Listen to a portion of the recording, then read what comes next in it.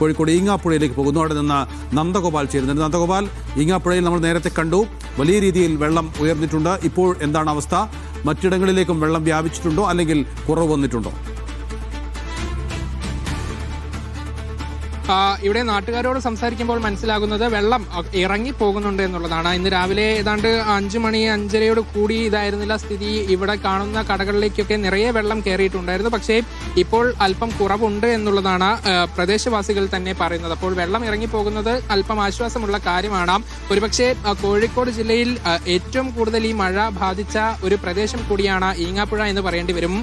ഇത് പൂർണ്ണമായും ഒറ്റപ്പെട്ടു പോയ ഒരു നാടായി മാറി. അതായത് ഇതുവഴി ഗതാഗതമൊന്നും തന്നെ നടക്കുന്നില്ല. അതോടൊപ്പം ഒരു കടകൾക്കും തുറക്കാൻ പറ്റാത്ത സ്ഥിതിയാണ്. നമ്മളിപ്പോൾ നിൽക്കുന്ന ഈ ഒരു ഭാഗം കുറച്ചുകൂടെ സുരക്ഷിതമാണ്. പക്ഷേ അവിടെ നിന്നും മുന്നോട്ട് പോകും തോറും വെള്ളത്തിന്റെ ആഴം വർദ്ധിച്ചു വരികയാണ്.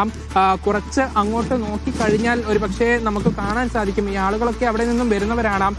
ദൂരേക്ക് നോക്കിയാൽ വെള്ളത്തിന്റെ ആഴം കൂടി വരുന്നത് കാണാൻ സാധിക്കും.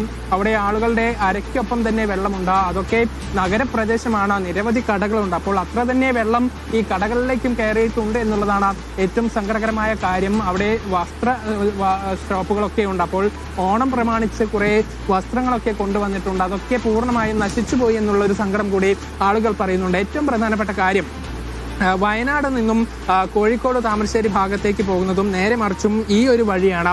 ഇത് പൂർണ്ണമായും ഗതാഗതം ഒഴിവാക്കിയിട്ടുണ്ട്. ഇതുവഴി വാഹനങ്ങൾക്ക് കടന്നു പോകാൻ പറ്റില്ല. അപ്പോൾ വയനാട് ഭാഗത്തേക്ക് കാര്യമായി പോകാൻ പറ്റാത്ത ഒരു സ്ഥിതിയുണ്ട്. പിന്നീടുള്ളത് കുറ്റ്യാടി ചുരമാണ്. അവിടെയും സമാനമായ രീതിയിൽ അപകട ഭീഷണിയുണ്ട്. അതുകൊണ്ട് അത്യാവശ്യമുണ്ടെങ്കിൽ മാത്രം വയനാട് ഭാഗത്തേക്ക് പോവുക എന്നൊരു നിർദ്ദേശം അധികൃതർ നൽകിയിട്ടുണ്ട്. അല്ലാത്തവർ യാത്ര മാറ്റിവെക്കേണ്ടതാണ്. താമരശ്ശേരി ചുരത്തിലും സമാനമായ രീതിയിൽ വാഹനങ്ങളൊക്കെ യുന്നുണ്ട്. ചെറുവാഹനങ്ങൾ മാത്രമാണ് കടത്തിവിടുന്നത്. അതും തന്നെ അത്യാവശ്യമുണ്ടെങ്കിലാണ് അത്തരത്തിൽ വാഹനങ്ങൾ കടത്തിവിടുകയും ചെയ്യുന്നത്.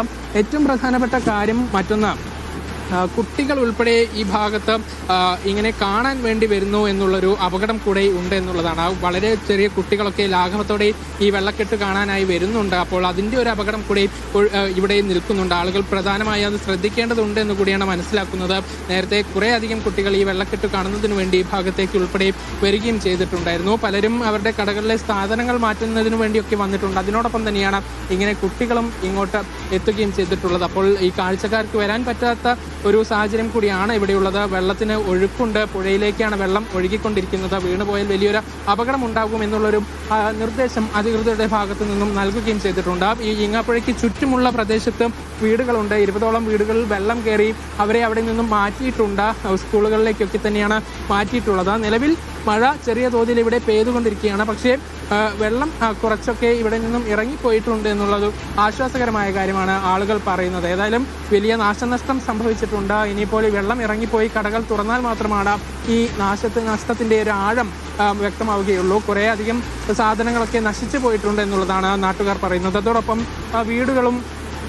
വീടുകളിലെ മറ്റ് സാധനങ്ങളുമൊക്കെ തന്നെ കേടുപാടുകൾ സംഭവിച്ച ഒരു സ്ഥിതിയാണ്. ആരും തന്നെ ഇങ്ങനെ ഒരു വെള്ളക്കെട്ട് ഉണ്ടാകുമെന്ന് പ്രതീക്ഷിച്ചില്ല. ഇത്തവണ ഇത് ആദ്യമായിട്ടാണ്. 2018 ശേഷം ഇത്രയും വലിയൊരു വെള്ളക്കെട്ട് ഇതാദ്യമായിട്ടാണ് എന്നുള്ളൊരു കാര്യം പ്രദേശവാസികൾ തന്നെ പറയുന്നുണ്ട്. അപ്പോൾ ഇതുപോലെ വലിയൊരു വെള്ളക്കെട്ട് ഇവിടെ ആരും തന്നെ പ്രതീക്ഷിച്ചിരുന്നില്ല. അതാണ് വലിയൊരു നാശനഷ്ടത്തിന് കാരണമാവുകയും ചെയ്തിട്ടുള്ളത്. ഏതായാലും വെള്ളം ഇറങ്ങിപ്പോകുന്നു എന്നുള്ളതാണ് അല്പം ആശ്വാസകരമായ കാര്യം. ഈങ്ങാപ്പുഴയിൽ വെള്ളം ഇറങ്ങിപ്പോകുന്നുണ്ട്, അതായത് ജലനിരപ്പ് താഴുന്നുണ്ട് അവിടങ്ങളൊക്കെ എന്നുള്ളതാണ് ആശ്വാസകരമായ വാർത്ത.